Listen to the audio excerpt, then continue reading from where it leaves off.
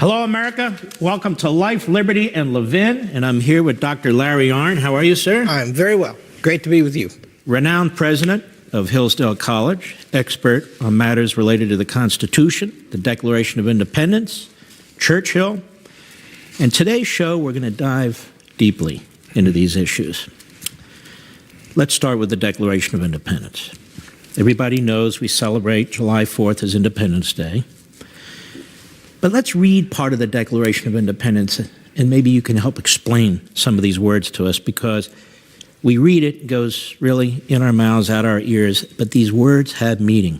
First of all, before I even read it, they were very, very meticulous, weren't they, about what they put in the Declaration? Yeah, well, they, mostly on the motion of John Adams, they picked Thomas Jefferson, who had proved to be a beautiful writer of pamphlets leading up to the American Revolution. And they wanted somebody who could write in an elevated way and a moving way. And they had various iterations of the Declaration until they finalized it, isn't that That's correct? right. That's right. He sat and wrote it in a room by himself, July 1st and 2nd, and then they debated it, and then they voted, and they altered it in some ways. Mm-hmm. All right, let's start at the beginning. When in the course of human events it becomes necessary for one people to dissolve the political bands which have connected them with another, and to assume among the powers of the earth the separate and equal station to which the laws of nature and of nature's God entitle them, a decent respect to the opinions of mankind requires that they should declare the causes which impel them to the separation. Now, here are the words I want to focus on with you. Laws of nature and of nature's God. Are those important? What does that mean? Well, the document is unprecedented, and it's unprecedented for two reasons. One is it's a law. It's a political act of a people, a people formed by this act. And yet it starts out in the way you said, right? So the opening sentence is, when in the course, that means any time. One people, that means any people. So it is eternal and universal. Now, the legal act that they undertake is to separate themselves from the strongest man on earth, the King of England. And that's an act of war or treason, depending on who wins the war. And they need some standard to do that by. And so for the first time in human history, in this particular political act, they appeal to laws that are eternal and divine, that is, say, above what no one can ever change them, right? These are things that are set in nature. And so they go up that high, in part because they simply have to. As you see in the very last sentence, we probably talk about that, it starts with this grand, sweeping, universal, and it ends with a particular pledge unto death of the people in the room. Mm-hmm. And they feel like they need some justification for this, and so they don't say, we want to. They say, this is an act done in light of the great laws that always prevail. So, laws of nature and nature's God. They're saying these are laws that are not man-made. These are laws that don't come from government. These are the laws of nature from God. You were born with these laws. So, for instance, there's a moral order. There's truth. There are lies. There's good. There is evil. And are they saying that applies to all human beings, wherever they are? You know right from wrong in the United States. You know right from wrong in France. That's right. And these aren't things that you get from government. These are innate. Aristotle, Cicero. Now we're going deep. We're going to Athenians, and Romans, and so forth. They were read by the founders of this country. They knew who Aristotle was. They knew who Cicero was. Why is that important? Well, what the Greeks did, and then the Romans followed them, was they were the first ones to ask questions that would lead to some comprehension of the laws of nature and nature's God. The questions that Socrates asked the Greek is, "Ti este," what is a thing? What is a thing in its essence? What is a human being? And so you can't understand the Declaration of Independence until you understand this conception of human equality that we'll talk about. But that just means that everything that's a human being is a human being and not another kind of being, and has to be treated like a human being. And so that starts with Greek philosophy. And human beings are different than every other being. Horses, yeah. So the very famous letter, last important letter he wrote in his life, a few days before he died, which of course he died on the 50th birthday of the Declaration of Independence, Thomas Jefferson. He writes to a man named Whiteman, and he says, what does it mean? He says, it means that some are not born with saddles on their backs, nor others booted and spurred to ride them by the grace of God. Men cannot be ruled the way horses can be ruled, because they're not the same thing. And those laws of nature, that word nature is a very rich word, and it means that each kind of thing has an essence of its own and is entitled to protection and the rights that go with that essence. Now, this is crucially important, isn't it? Because we're really the only country that was founded on these ideas, on these principles, on these truisms. As a matter of fact, John Locke was really the most important philosopher during the Revolutionary period, correct? And people said to him as he wrote his second treatise on government, well, this is all well and good, but where does this exist? That's right. What did he say? That's right. America. That's the place. Why is John Locke so important? Well, there's a revolution in John Locke that's terribly important that goes along actually with the birth of universal monotheism.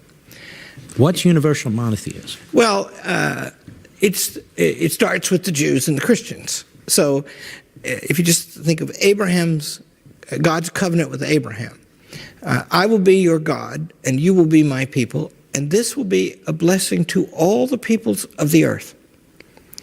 You know, the Jews have a hard deal, as you know, right? Because they're the chosen people. Turns out that's hard duty. You know, a lot goes wrong when you're the chosen people, and much is expected of you, right? But once you've got that kind of idea that there's one God for every human being, and Christianity is very radical about this because Jesus, everybody's God, the path to salvation is through me, and my kingdom is not of this world.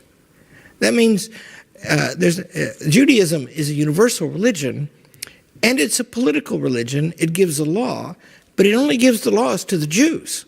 See, they're the ones who have to bear the burden, right? Whereas in Christianity, it doesn't give a law. There are no judges, there are no courts, there are no legislatures appointed, right? And that means you're going to still have government. You have to have government. People are made in their nature to live under law. But now there has to be a limit on the law. The law can't mess with your religion or your conscience more generally. You have a right to exercise your religion as you wish. And John Locke, more than anybody else, and along with others, laid out the ground of how government would work like that now, which is not the way it worked in the ancient world. So they are aware of all this in the Revolution, and they take that idea and see it's the first place on earth that achieved, the first chief executive outside Israel to write a letter to some Jews addressing them as equal citizens was George Washington. We put a passage from that, his letter as president to the Hebrew congregation in Newport, Rhode Island. We put a passage on that on our Christmas card at Hillsdale College every year. Mm-hmm. And it's very beautiful, right? And so we get freedom of religion established, Washington says to these Jews, he says, it is now no more that we speak of religious toleration as if it were by the indulgence of some that others enjoy their inherent natural rights. See? So you're going to have to have a nation like that if you're going to have freedom of religion. So you have a nation that is founded on the notion of really individual sovereignty in many respects, respect for the individual.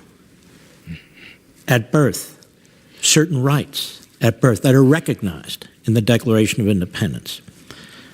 Natural law, a given eternal moral order, like the Golden Rule or what have you. It is because it is. And we have this Declaration of Independence where these men come together and really for the first time in mankind proclaim this. Now, they also say in the Declaration of Independence, we hold these truths to be self-evident, that all men are created equal. They're endowed by their Creator with certain unalienable rights. They are repeatedly talking about the Creator. That's right. And God and the divine. These unalienable rights, self-evident. Isn't that what you're talking about when you talk about natural law? What are these unalienable rights, and what did they mean by created equal? So it's a precept of the natural law that all men are created equal. And in one way, that's a tautology, saying the same thing twice. And all it means is this, because obviously, by the way, if you just look at a bunch of human beings, they're all different, right? And some of them are tall, and some of them are short, and some of them are moderate people, and some people are like you and me, right? But they're different, right? But they're equal in this respect. I like to say, sit in a room with a bunch of people, and somebody really big walks in, and somebody really small walks in, and you might know the difference. If somebody leads a pig in on a leash, that's a different kind of thing just came in. It's not the same thing anymore, right? And so it just means that, and just think of the subtext, right? They're writing this to George III as the representative, the sovereign of the British nation. You're just like us.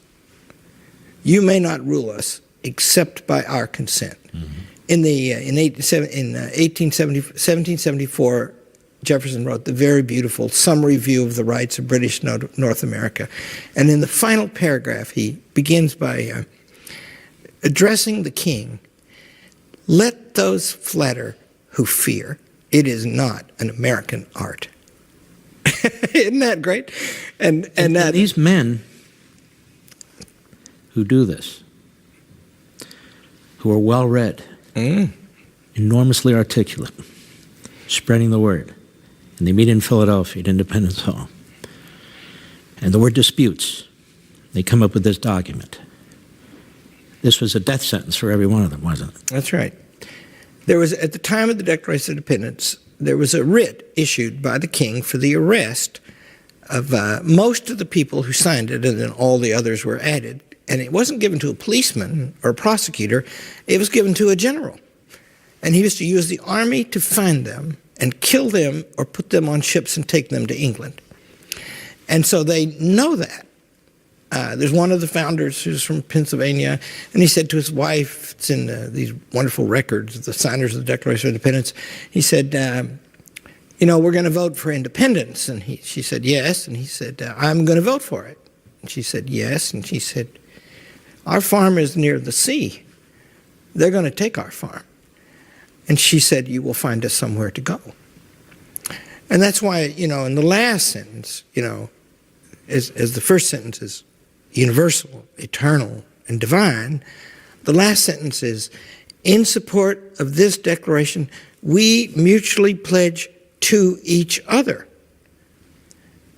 the ones in the room, to all the others in the room, our lives, our fortunes, and our sacred honor. And that was a practical fact on their mind.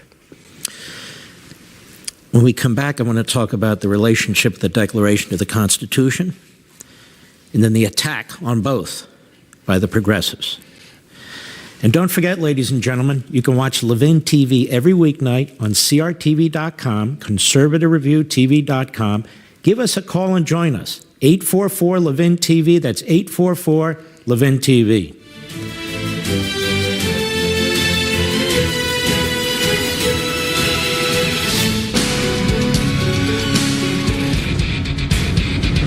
Welcome back. I'm here with Dr. Larry Arndt, president of Hillsdale College.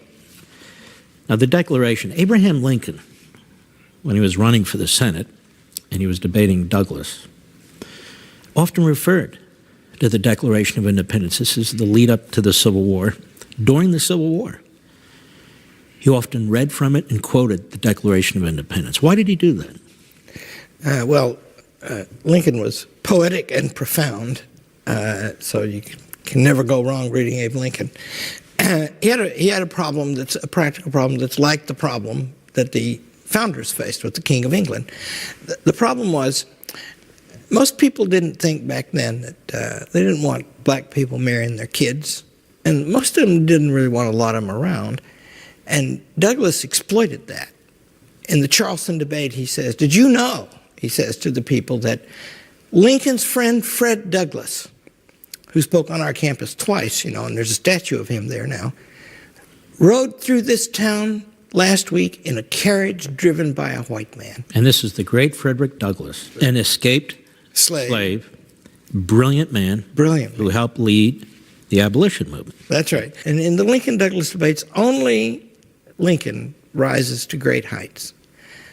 Douglas's health was actually destroyed by this experience. But Lincoln says, maybe the black woman is not my equal. You think, why don't you let her alone? Because isn't she the equal of every one of us in the right to eat the bread that she earns with the sweat of her own face? You see, Douglas says, I can take a hog or a buckboard into the federal territories and the federal government will protect my property. Why not my slave? And Lincoln says, good point, if there's no difference. But they don't hang pigs for murder down in the South, and they don't pass laws making it illegal to teach them to read. They know the difference. So in other words, this equality principle just depends on us recognizing what kind of things are. That's a cup, and that's a shoe, and that's a man, and that's a man. And each of those things are different from everyone else that fits in the category, but fundamentally and essentially they're the same. Didn't Lincoln also, as I recall in 1858, he referred to the Declaration? When it's talked about the founders of the country, those who signed the Declaration, many of them had slaves. And he pointed out, but these are the men that wrote the Declaration of Independence, and they left it to their progeny, the Declaration, to try and write things, because they couldn't write it at that time. And they write it, a lot of them at the time. Slavery was abolished in more than half of the Union within 20 years.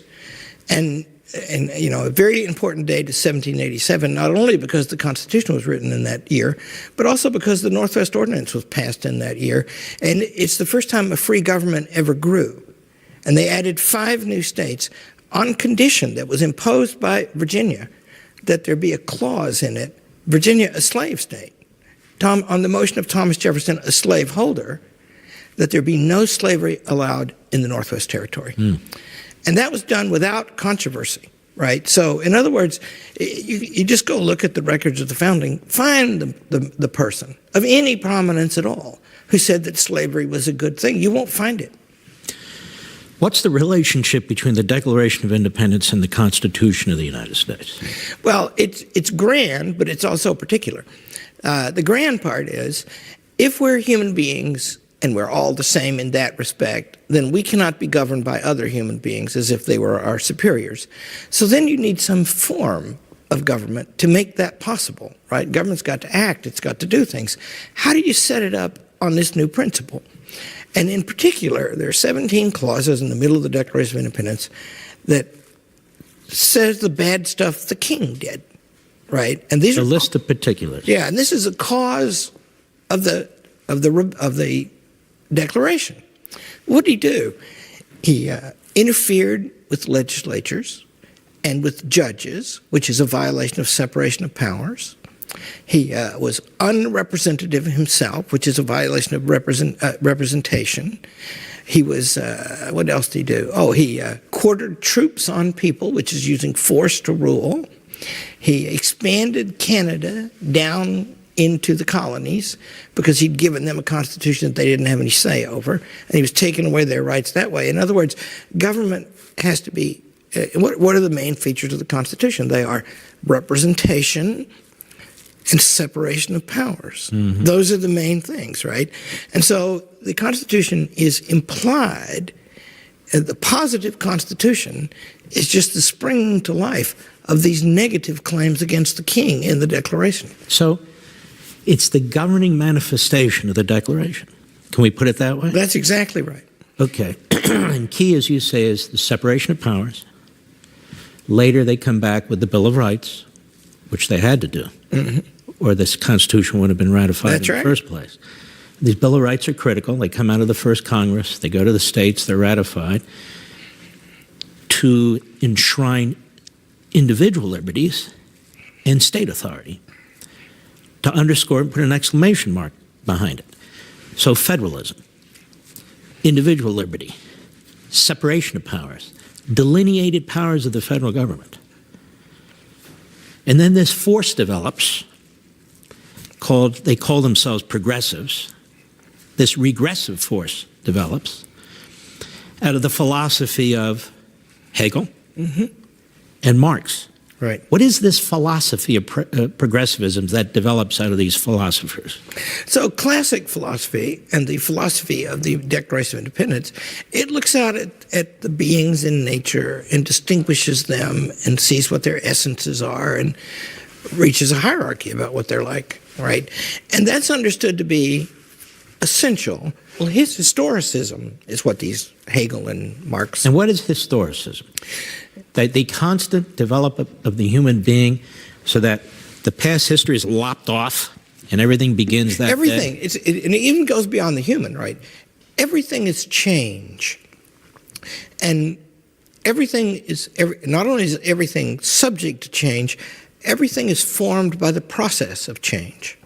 And so our consciousness, and that's a term of art and historicism, you and I don't know it, but our consciousness is formed by the forces of history working on us. And then that just leads to a second thing, and this is the attractive, the seductive part of progressivism, and that is, once you know that everything is in a process of change, first of all, the first thing that happens is it means that they start writing about this Declaration of Independence, that it was really good for the time but not relevant anymore. So, no declaration. Yeah, and that won't work, by the way, because if the Declaration is false now, it was false then by its own terms, right? But never mind that.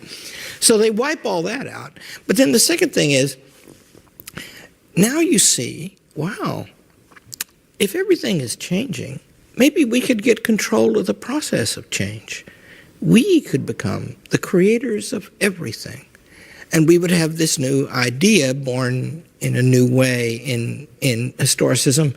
We would have science. We would have, which now is not understood as knowing, which is what... Let me stop you there.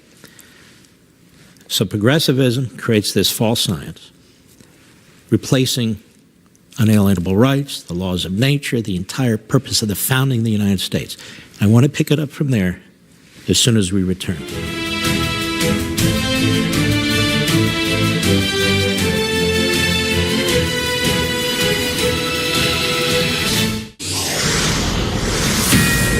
This is a Fox News Alert. I'm Kelly Wright in New York. Here's what's going on. There are unconfirmed reports tonight, just moments ago, of possibly 2 explosions occurring in Austin, Texas.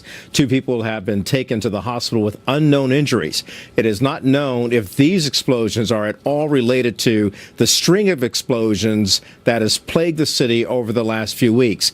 At least 2 people were killed, several others injured in 3 separate explosions. Earlier today, Austin police announced the reward being offered for information about those bombings was being increased to $100,000, Texas Governor Greg Abbott is offering another $15,000 as well. Again, unconfirmed reports at this hour of 2 explosions in southwest Austin, Texas, just moments ago. Stay tuned to Fox News for updates as this story continues to develop. I'm Kelly Wright. Now back to Life, Liberty, and Levin.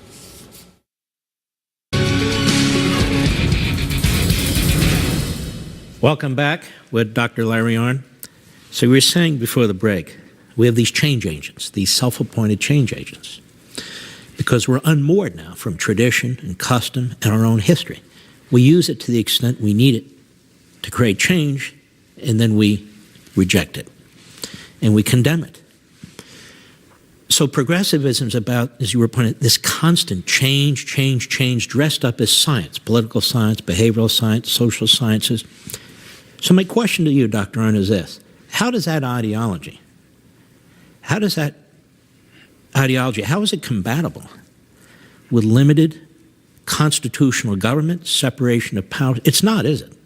Well, it's explicit in Woodrow Wilson and John Dewey and all those guys. It's explicit that they don't like separation of powers and they don't like checks and balances. They say, Woodrow Wilson says in a famous passage, that that's accountable to a time when Newton reigned, which is not where they got it. Now we know Darwin, and we know that everything is history and development and change. And our business now is to get control of that. And just remember, it's not just the past. Nature itself is discarded here.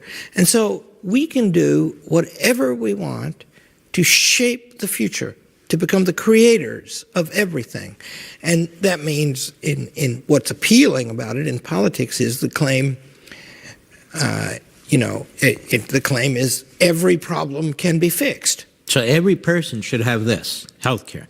And we'll have a perfect health care system. That's right. And anybody who wants to come to the United States should be able to come to the United States.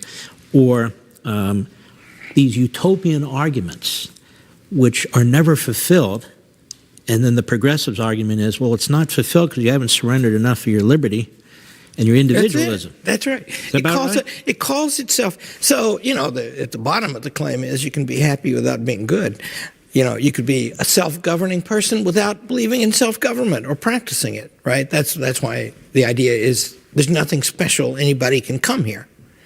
This is hard to be a self-governing nation with self-governing citizens, and it demands things of them that are harder. All those laws have been repealed. And then, and you're right, every failure only summons more intensity in this same kind of attempt. So the reason right now that the schools are not very good is because we don't spend enough money on them and we don't have enough uniformity of practice in them. So the individual is devoured. That's right. In this, and then we get groupthink.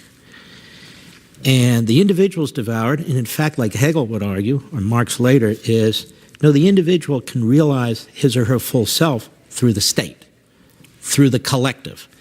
And so, correct me if I'm wrong, so the more you actually are independent, and really are an individual, the more you are hostile to the progressive ideology. If you read Aldous Huxley's Brave New World, the happy of the totalitarian novels of the 20th century, in there, the great thing is, if you say anything different, there are tools of enforcement, hazing and demotion and restriction, because you're not to be different. And that's part of the thing, right? And compliance is just think of that word, right? Compliance is one of the biggest activities in America today. The federal government, the state, federal, and local governments all together control more than half of the economy. And that number was always 10 to 15% for most of American history. Get more during wars and subside after them. Well, that's a difference in kind. This difference in amount amounts to a difference in kind. Now we have a different purpose of the government. We have new forms of government. We don't even make our laws the way we used to make them. We make so many more now because of that. And that means it's got a different purpose, too. It's the final and the formal causes are altered. So we see the breakdown of separation of powers. We see this fourth branch of government, this massive administrative state with hundreds of thousands, if not millions of bureaucrats pushing out regulations. I said to Walter Williams a few weeks ago, I said, we don't appear to be a federal republic anymore.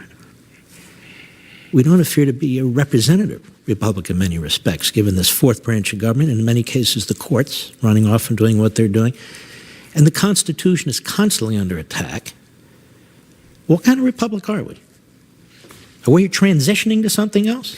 Well, the government increasingly looks at us as subject of an engineering project.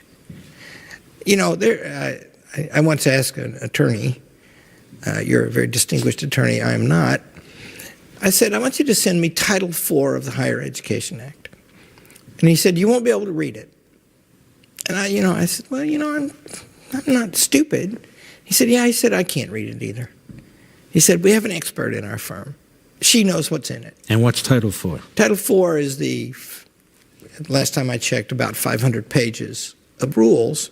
At Hillsdale College, we run the whole college with about 100 pages of rules, something like that. And those are like faculty handbook and stuff like that, So to get federal money, you got to do all these. And the rules change all the time. Once you take the federal money, it includes loans that take a long time to pay back, and you can't get out from under them once you do it. But this is until the loans are all paid. It's a very important point. When we come back, I want to address with you this issue of progressivism in the classroom. Yeah. Because over the decades, that's exactly what's occurred. Don't forget, ladies and gentlemen, you can watch Levin TV on crtv.com. Give us a call, 844-LEVIN-TV, and we hope you'll join us there every weeknight. We'll be right back.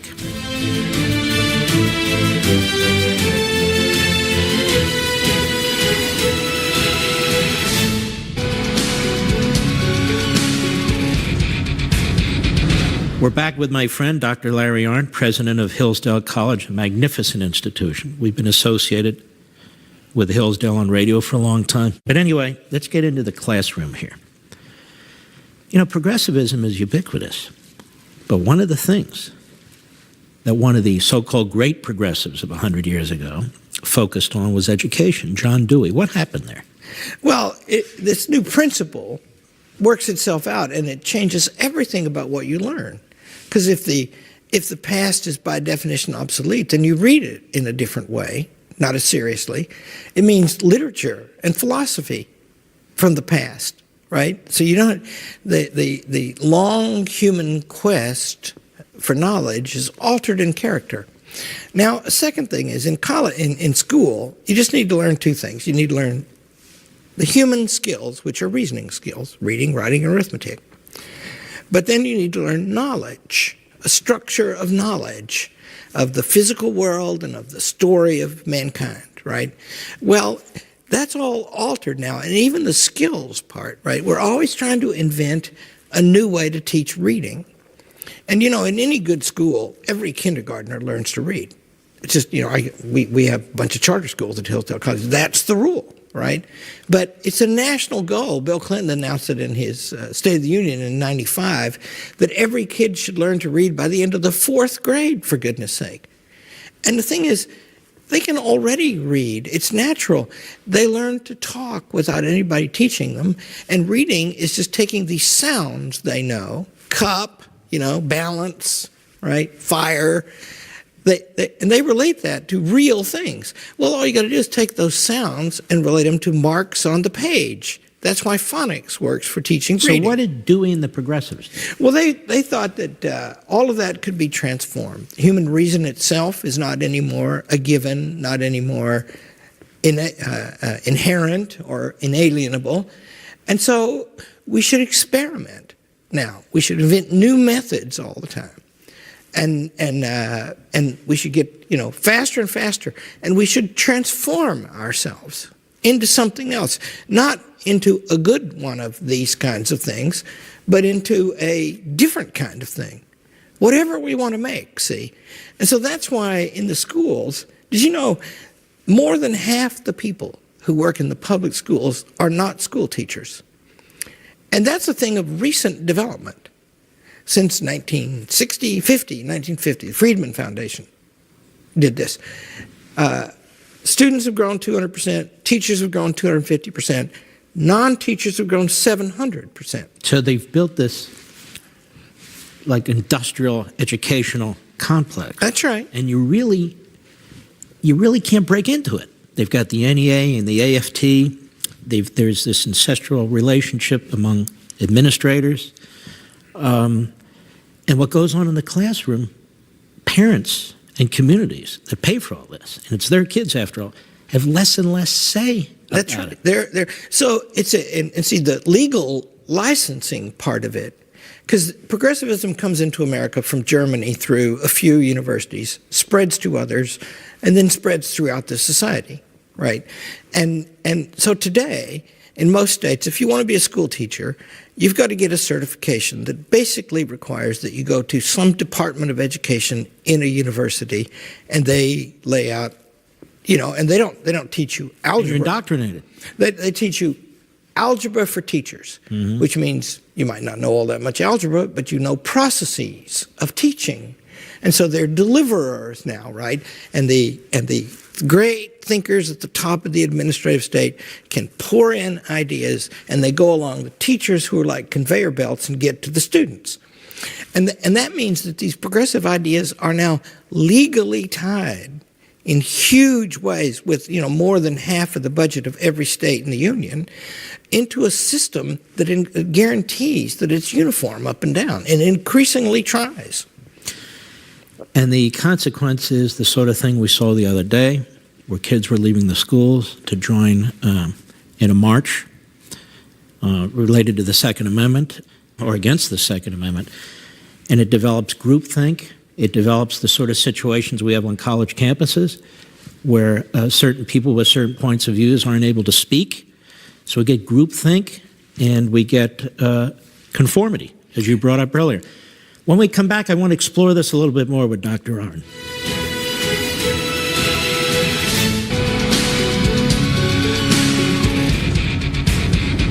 So, Dr. Arnn, what have our classrooms become? Well, for example, in states with strict Common Core standards, now often in many schools, teachers are required to submit weekly lesson plans, and every point they cover has got to be related to something in the specific passage in the bureaucratic standards. And so they're controlled tightly from above. And that takes what out of it? That means that the students, they're just doing what they're told all day long. And you talked about those demonstrations. A third grader in a demonstration. That's an amazing thing to happen. And just think of that word, demonstration. There's a beautiful thing from Lincoln that says, a guy said to him, "How did you learn to speak so well?" And he said, "Well, I kept running across the word demonstrate. And I looked and looked to discover what it meant. And I decided it was some high standard of proof. And so I left my situation in Springfield, and I went home, and I did not come back until I could repeat all of the propositions of Euclid from memory." Now that's what made Abraham Lincoln what he was. And being a third grader, being told to go out and wave signs, that doesn't advance you toward that real independence of mind and character that an excellent education will give you. The word independence. We've used the word individualism. So this kind of devours, again, independent thinking. And yet here, these institutions exist, we think, for academic freedom, for free speech, in order to learn, to gain knowledge. And what appears to happen is that it's to advance a social agenda, climate change, or whatever the agenda is. And it is always of the progressive agenda, pretty much, is it not? Yeah, and climate change, whatever you think about it, is complex. But climate, what does that word mean? What does change mean? What does demonstrate mean? The substance of education, I said earlier, Socrates is always TST. What is a thing? Education is getting a strong grasp of what things mean. And these conclusions that are drawn that become public policy issues, school is not the place to do that. You're preparing to participate in that in school. And just remember, half the people shave off more than half the budget of education. More than half of it goes to people who do not teach. And they have interests to protect, and they organize the schools increasingly to protect those interests. Mm-hmm. And so there's not as much actual education that goes on in these schools anymore. There's much more social policy and that sort of thing. Education, Mark, is like this, like you and me. We've known each other 30 years. We didn't plan this conversation out very well. It's not for us to judge whether it's any good or not. But neither one of us could have predicted exactly what was going to happen because we're both talking. Right. And we react to each other. We've always liked to do that. Yes. A classroom should be like that. Yeah. The kids help, but there's a common task in front of all of them. And if you identify that right, the classrooms are magical places. We'll be right back.